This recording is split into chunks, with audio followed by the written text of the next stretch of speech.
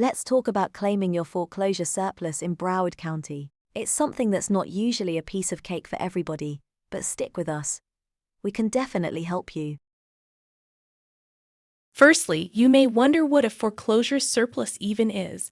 It's basically the leftover money from a foreclosure auction sale that exceeded the amount owed on the property.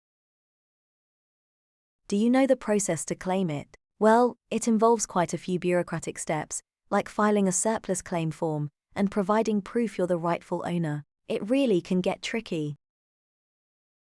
But don't worry, that's where we come in. Our company specializes in helping homeowners like you navigate the surplus claim process.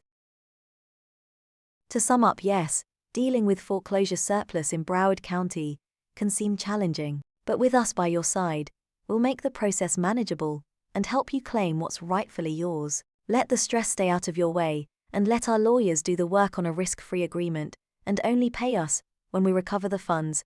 Call or text us now before other claimants try to claim your money.